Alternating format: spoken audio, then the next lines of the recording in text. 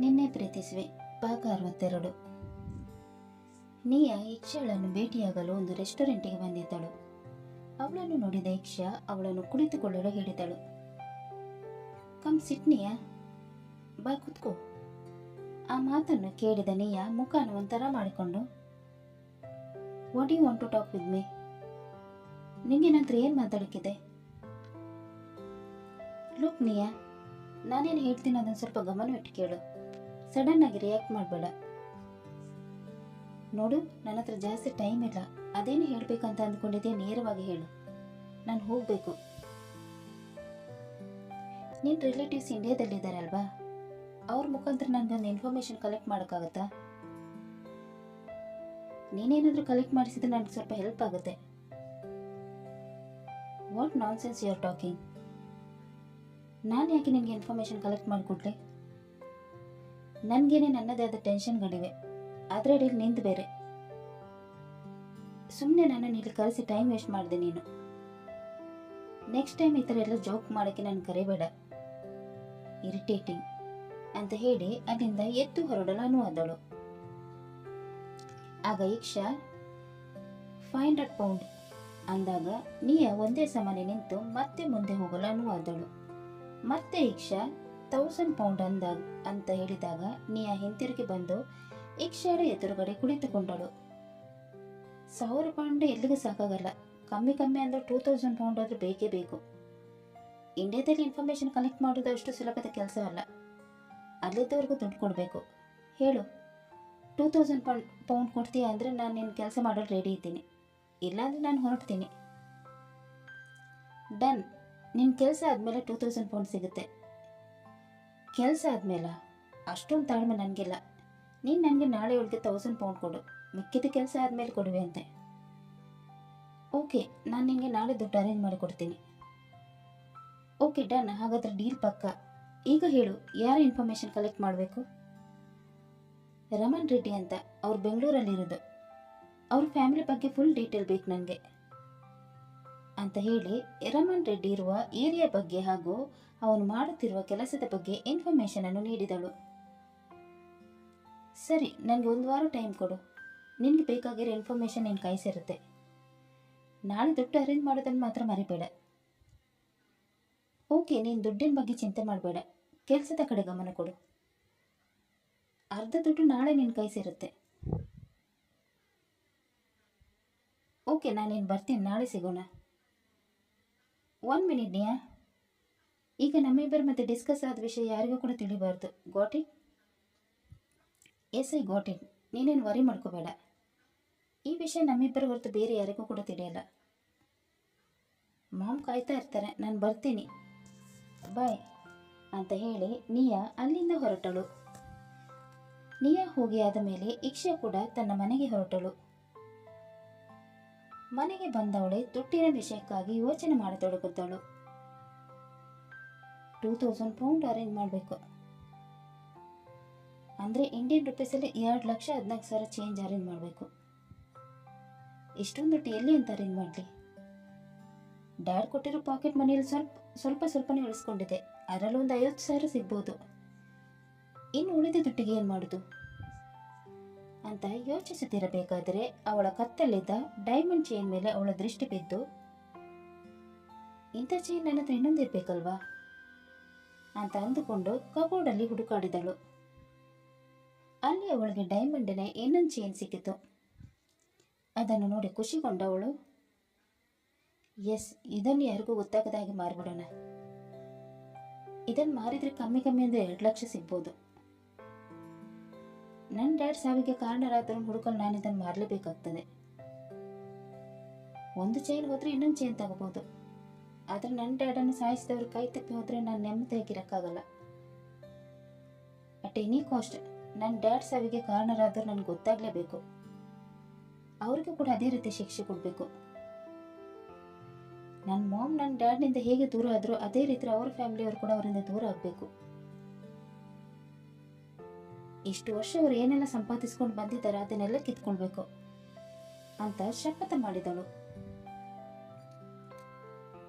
ಎಂದಿನಂತೆ ಬೆಳಿಗ್ಗೆ ಇಕ್ಷಾ ಕಾಲೇಜಿಗೆ ಹೋಗಲು ರೆಡಿಯಾದಳು. ಮನೆಯಲ್ಲಿ ಹೇಳಿ ಆ ದಿನ ಸ್ವಲ್ಪ ಬೇಗನೆ ಕಾಲೇಜಿಗೆ ಹೊರಟಳು.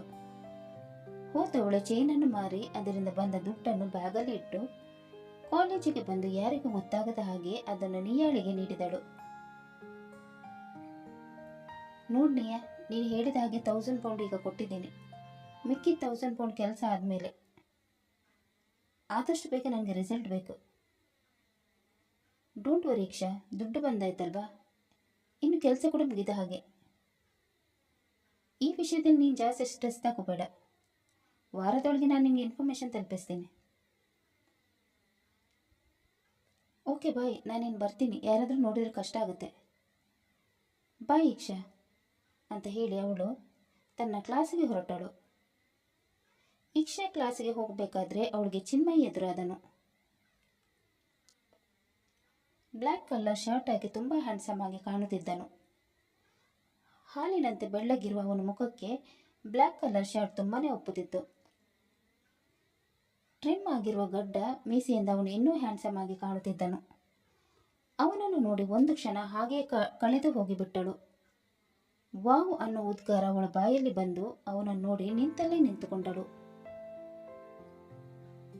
ಅವಳ ಹತ್ತಿರ ಬಂದ ಚಿನ್ಮಯ್ ಹಾಯ್ ಇಕ್ಷಾ ಅಂತ ಹೇಳಿದಾಗಲೂ ಅವಳು ಅವನನ್ನೇ ನೋಡುತ್ತಿದ್ದಳು. ಅವನು ಇಕ್ಷಾ ಅಂತ ಜೋರಾಗಿ ಹೇಳಿದಾಗ ಅವಳು ವಾಸ್ತವಕ್ಕೆ ಬಂದು ಹ್ಞೂ ಅಂದಳು. ಏನು, ಎಲ್ಲಿ ಕಳೆದೋಗಿದ್ಯಾ? ಯಾಕೆ ನನ್ನ ನುಂಗೋ ಥರ ನೋಡ್ತಾ ಇದೆಯಾ? ನೀನು ಇಷ್ಟೊಂದು ಹ್ಯಾಂಡ್ಸಮ್ ಆಗಿದೆ ಅಂತ ನನಗೆ ಇವತ್ತೇ ಗೊತ್ತಾಗಿದ್ದು. ಏನಿವತ್ತು ಇಷ್ಟು ಚೆನ್ನಾಗಿ ರೆಡಿಯಾಗಿ ಬಂದಿದ್ಯಾ? Anything special? ಇದೆಲ್ಲ ನಿನಗೋಸ್ಕರ ರೆಡಿಯಾಗಿ ಬಂದಿದ್ದು. ನಿನಗೆ ಇವತ್ತು ಪ್ರಪೋಸ್ ಮಾಡಬೇಕಂತ ಅಂದ್ಕೊಂಡಿದ್ದೀನಿ. ಅದಕ್ಕೋಸ್ಕರ ಇಷ್ಟು ಚೆನ್ನಾಗಿ ರೆಡಿಯಾಗಿದ್ದೀನಿ. ನನ್ನ ನೋಡಿ ಕಳೆದು ಹೋಗಿದೆಯಾ ಅಂದರೆ ನಿನಗೆ ನಾನು ಇಷ್ಟನೇ ಆಗಿರ್ಬೋದು ಅಂತ ಮನಸ್ಸಿನಲ್ಲಿ ಗೊಣಗಿಕೊಳ್ಳತೊಡಗಿದನು. ಇದನ್ನು ನೋಡಿದ ಅವಳು, ಏನಾದರೂ ಗುಣಗ್ತಾ ಇದೆಯಾ? ಇಲ್ಲಪ್ಪ, ಬರೀ ಇವತ್ತೇ ನಾನು ನಿನಗೆ ಹ್ಯಾಂಡ್ಸಮ್ ಆಗಿ ಕಂಡಿದ್ದ? ಬೇರೆ ಯಾವುದಿನ ನಿನಗೆ ನಾನು ಹ್ಯಾಂಡ್ಸಮ್ ಆಗಿ ಕಂಡಿಲ್ವಾ? ಅದೆಲ್ಲ ಗೊತ್ತಿಲ್ಲ. ಇಷ್ಟು ದಿನ ನಾನು ನಿನ್ನನ್ನು ಅಷ್ಟಾಗಿ ಅಬ್ಸರ್ವ್ ಮಾಡಿಲ್ಲ. ಆದರೆ ಇವತ್ತು ನೀನು ಗಡ್ಡ ಮೀಸೆನ ಟ್ರಿಮ್ ಆಗಿ ಮಾಡ್ಕೊಂಡು ಬಂದೆ ಅಲ್ವಾ, ಅದಕ್ಕೆ ಅಟ್ರಾಕ್ಟಿವ್ ಆಗಿ ಕಾಣ್ತಾ ಇದೆಯಾ. ಅದು ಬೇರೆ ಆ ಶರ್ಟ್ ಎದುರಿಗಿರುವರು ಕಣ್ಣು ಕುಕ್ಕುತ್ತೆ. ಇವತ್ತು ಮಾತ್ರ ನೀನು ತುಂಬ ಹ್ಯಾಂಡ್ಸಮ್ ಆಗಿ ಕಾಣ್ತಾ ಇದೆಯಾ. ನನ್ನ ದೃಷ್ಟಿನೇ ನಿನಗೆ ತಾಗ್ಬೋದು ಅಂತ ಹೇಳುತ್ತಿರಬೇಕಾದರೆ ತನ್ಮಯ ಅಲ್ಲಿಗೆ ಬಂದನು. ಏನು ಇಬ್ರು ಏನೋ ಮಾತಾಡ್ತಾ ಇರುವ ಹಾಗಿದೆ. ನನ್ನ ಬಗ್ಗೆ ಮಾತಾಡ್ತಾ ಇಲ್ಲ ತಾನೆ? ನಿನ್ನ ಬಗ್ಗೆ ಮಾತಾಡುವಂಥದ್ದು ಏನಿದೆ? ನಿನ್ನ ಅಣ್ಣ ಇವತ್ತು ತುಂಬ ಹ್ಯಾಂಡ್ಸಮ್ ಆಗಿ ಕಾಣ್ತಾ ಇದ್ದಾನಲ್ವಾ, ಅದಕ್ಕೆ ಅವನ ಅಂದಾನ ಹೊಗಳ್ತಾ ಇದ್ದೆ. ಇಕ್ಷಾ ಅವನ ಅಣ್ಣನನ್ನು ಹೊಗಳ್ತಾ ಇರೋದು ಯಾಕೋ ತನ್ಮಯ್ಗೆ ಇಷ್ಟವಾಗಲಿಲ್ಲ. ಇವಳೇನು ಇತ್ತೀಚೆಗೆ ಬ್ರೋ ಜೊತೆ ತುಂಬಾ ಕ್ಲೋಸ್ ಆಗಿದ್ದಾಳೆ. ಇವಳು ಬ್ರೋ ಜೊತೆ ಕ್ಲೋಸ್ ಆದರೆ ನನಗೆ ಕಷ್ಟ ಆಗುತ್ತೆ. ಇವಳು ಬ್ರೋ ಜೊತೆ ಜಾಸ್ತಿ ಟೈಮ್ ಸ್ಪೆಂಡ್ ಮಾಡದ ಹಾಗೆ ನೋಡ್ಕೊಳ್ಬೇಕು ಅಂತ ಅಂದುಕೊಂಡವನು ಇಕ್ಷಾಳನ್ನು ಕರೆದುಕೊಂಡು ತನ್ನ ಕ್ಲಾಸಿಗೆ ಹೋದನು. ಇದನ್ನು ನೋಡಿದ ಚಿನ್ಮಯ್, ಈ ತನ್ಮಯ್ ಯಾವಾಗಲೂ ರಾಂಗ್ ಟೈಮಲ್ಲಿ ಬರ್ತಾನೆ. ನಾನು ಇನ್ನೂ ಸ್ವಲ್ಪ ಹೊತ್ತು ಇಕ್ಷಾಳ ಜೊತೆ ಮಾತಾಡ್ತಾ ಇದ್ದೆ, ಆದರೆ ಇವನೊಬ್ಬ ಅವಳನ್ನು ಕರೆದುಕೊಂಡು ಹೋಗ್ಬಿಟ್ಟ. ಇರಲಿ, ಇವತ್ತು ಏನೇ ಆಗಲಿ ನಾನು ಅವಳಿಗೆ ಪ್ರಪೋಸ್ ಮಾಡೇ ಮಾಡ್ತೀನಿ ಅಂತ ಅಂದುಕೊಂಡು ತನ್ನ ಕ್ಲಾಸಿನತ್ತ ಹೊರಟನು. ಇಕ್ಷಾಳ ಜೊತೆ ಕ್ಲಾಸ್ ರೂಮ್ಗೆ ಬಂದ ತನ್ಮಯನ ಮನಸ್ಸು ಸ್ವಲ್ಪ ನಿರಾಳವಾಯಿತು. ಬ್ರೋ ಮನಸ್ಸಲ್ಲಿ ಏನಿರ್ಬೋದು? ಇಕ್ಷಾಳನ್ನು ನೋಡಿದ್ರೆ ಅವನ ಮುಖ ಹಾಗೆ ಅರಳ ಬಿಡುತ್ತೆ. ಇವತ್ತು ಬೇರೆ ತುಂಬ ಹ್ಯಾಂಡ್ಸಮ್ ಆಗಿ ರೆಡಿಯಾಗಿ ಬಂದಿದ್ದಾನೆ. ಬ್ರೋ ಇಕ್ಷಾಳಿಗೆ ಲೈನ್ ಹೊಡೆತಿಲ್ಲ ತಾನೆ? ನೋ, ಹಾಗಾಗಬಾರ್ದು. ಬ್ರೋ ಇಕ್ಷಾಳಿಗೆ ಹತ್ತಿರ ಆಗೋದ್ರೊಳಗೆ ನಾನು ಅವಳಿಗೆ ಪ್ರಪೋಸ್ ಮಾಡಬೇಕು. ಇಲ್ಲ ಅಂದರೆ ನನ್ನ ಪ್ಲ್ಯಾನ್ ಎಲ್ಲ ಫೇಲ್ ಆಗುತ್ತೆ. ಇವತ್ತು ಮಧ್ಯಾಹ್ನನೇ ಅವಳನ್ನು ಎಲ್ಲಿಗಾದರೂ ಕರೆದುಕೊಂಡು ಹೋಗಬೇಕು. ಟೈಮ್ ವೇಸ್ಟ್ ಮಾಡಬಾರ್ದು. ಟೈಮ್ ವೇಸ್ಟ್ ಮಾಡಿದಷ್ಟು ನನಗೇನೆ ತೊಂದರೆ ಅಂತ ಮನಸ್ಸಿನಲ್ಲಿ ಅಂದುಕೊಳ್ಳತೊಡಗಿದನು. ಮಧ್ಯಾಹ್ನ ಯಾವಾಗ ಆಗುತ್ತೋ ಅಂತ ಕಾಯತೊಡಗಿದನು. ಅವನು ಬಯಸದಿದ್ದ ಗಳಿಗೆ ಬಂದೇ ಬಿಟ್ಟಿತು. ಮಧ್ಯಾಹ್ನ ಲಂಚ್ ಅವರ್ ಹೊತ್ತಲ್ಲಿ ಇವನು ಇಕ್ಷಾಳ ಹತ್ತಿರ ಬಂದು ಹಾಯ್ ಇಕ್ಷಾ ಅಂದಾಗ ಅವಳು, ಹಾಯ್ ತನ್ಮಯ್, ನೀನು ಕ್ಯಾಂಟೀನ್ಗೆ ಬರಲ್ವಾ? ಇಲ್ಲ ಇಕ್ಷಾ, ನಾನು ಬರಲ್ಲ. ನೀನು ಕೂಡ ಹೋಗ್ಬಾರ್ದು. ವಾಟ್? ಏನು ಹೇಳ್ತಾ ಇದೆಯಾ? ನಾನು ಯಾಕೆ ಕ್ಯಾಂಟೀನ್ಗೆ ಹೋಗ್ಬಾರ್ದು? ಹೇ, ಸೀರಿಯಸ್ ಆಗಬೇಡ. ನೀನು ಹೋಗ್ಬಾರ್ದು, ಯಾಕಂದ್ರೆ ನೀನು ನನ್ನ ಜೊತೆ ಬರ್ತಾ ಇದೆಯಾ. ನಿನ್ನ ಜೊತೆನಾ? ನಿನ್ನ ಜೊತೆ ಇಲ್ಲಿ ಬರಬೇಕು? ನನ್ನ ಲೈಫಲ್ಲಿ ಇವತ್ತು ಸ್ಪೆಷಲ್ ಡೇ, ಅದಕ್ಕೋಸ್ಕರ ನಾನು ನಿಮಗೆ ಟ್ರೀಟ್ ಕೊಡಬೇಕಂತ ಅಂದ್ಕೊಂಡಿದ್ದೀನಿ. ನನ್ನ ಜೊತೆ ಬರ್ತೀಯಲ್ವಾ? ಏನು ಸ್ಪೆಷಲ್ ಡೇ? ಚಿನ್ಮಯ್ ಕೂಡ ಬರ್ತಾ ಇದ್ದಾನಲ್ವಾ? ಅವಳು ಚಿನ್ಮಯ್ ಅಂತ ಹೇಳಿದ ಕೂಡಲೇ ಇವನು ಮುಖನ ಒಂಥರ ಮಾಡಿಕೊಂಡು, ಬ್ರೋ ಬರ್ತಾ ಇಲ್ಲ ಇಕ್ಷಾ, ಅವನಿಗೆ ಏನೋ ಕೆಲಸ ಇದೆ ಅಂತ ಹೇಳಿದ, ಅದಕ್ಕೋಸ್ಕರ ನಾವಿಬ್ಬರು ಹೋಗ್ತಾ ಇದ್ದೀವಿ ಅಂತ ಸುಳ್ಳು ಹೇಳಿದನು. ನಾವಿಬ್ರೇನಾ?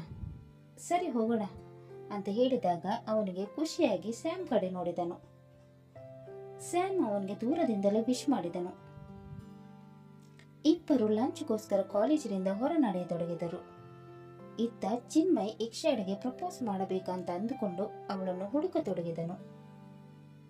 ಎಲ್ಲಿಯೂ ಅವಳು ಕಾಣದಾದಾಗ ಕೊನೆಗೆ ತನ್ಮಯ್ ಜೊತೆ ಅವಳನ್ನು ನೋಡಿದನು. ಅರೆ, ತನ್ಮಯ್ ಹಾಗೂ ಇಕ್ಷೆ ಎಲ್ಲಿಗೆ ಹೋಗ್ತಾ ಇದ್ದಾರೆ? ನಾನಿವತ್ತು ಅವಳು ಪ್ರಪೋಸ್ ಮಾಡಲೇಬೇಕು.